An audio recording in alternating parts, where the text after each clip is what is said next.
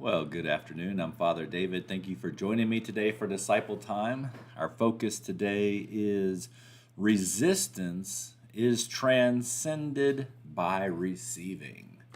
And I like this because as I was going into the readings, I kind of stumbled onto something that I've not heard a lot of people talk about, and I'll get to that in a minute. But one of the interesting things that I've come to realize as I have served in various Christian denominations is just how set we can get in one particular way of seeing things and to what lengths we sometimes go to defend a certain theological position. And personally, for me lately, the most important theological position I think that we can take as Christians and arrive at, the very capstone theological position, is to elevate the love of God and neighbor above any of this theological doctrinal stuff that might drive us to further separate and hate each other as united human beings in one family of Christ, right? So let's face it. We've seen enough religious wars between groups that claim to be followers of Christ who preached love, right? Well, how can we say that we are followers of Christ on one hand and also be willing to kill and hate people over ideology and over beliefs on the other hand?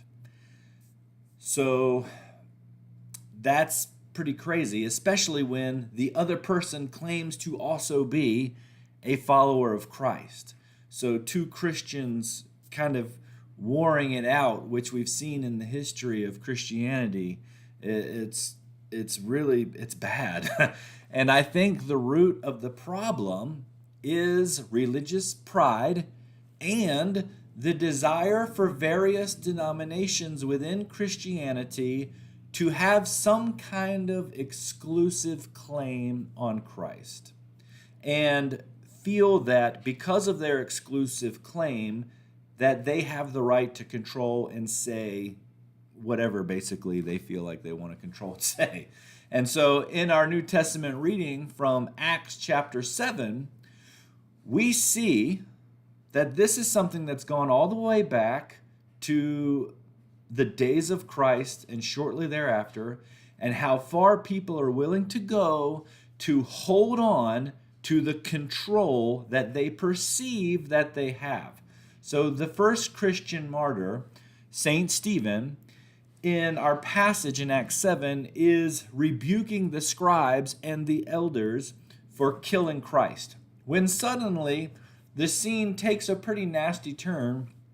And we read here in Acts 7:54, when the members of the Sanhedrin heard this, what he had been saying, they were furious and gnashed their teeth at him.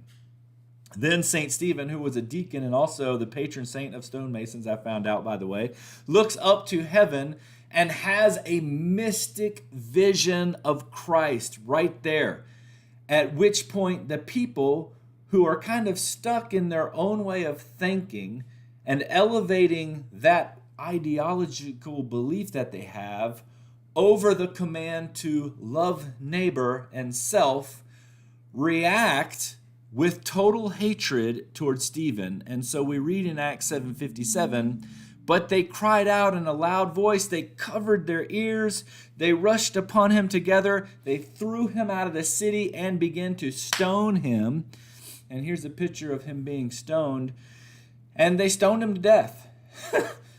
And what's interesting is the Bible points out that Saul, who would later become the Apostle Paul, was actually present at that stoning and consented to this execution. And I point that out because what is really interesting, and this is what I talked about in the very beginning, that I noticed something that I'd never noticed before and not many people talk about, is that Saul is later converted to Christianity, and this shows us how the grace of God is able to transcend even our own resistance to love, right? Because Paul is converted through what? A mystic vision of Christ, which was what basically kind of threw everybody over the edge with Stephen. And that's important, right? So our theme this week is resistance is transcended by receiving.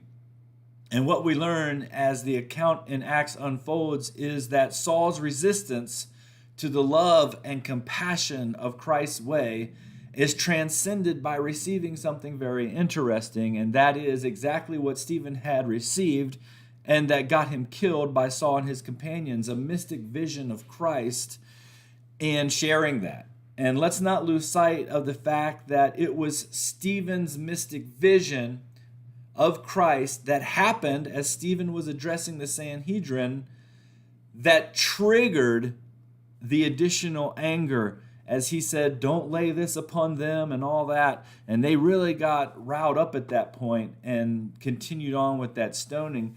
Now, one of the very men who had watched as Stephen was stoned to death for thinking he was seeing Christ in the heavens is now having his own vision of Christ in the heavens. And so we see that our resistance to the divine light of Christ, to his love, to his compassion, can actually be transcended by not only receiving grace from God, but also by receiving a mystic vision.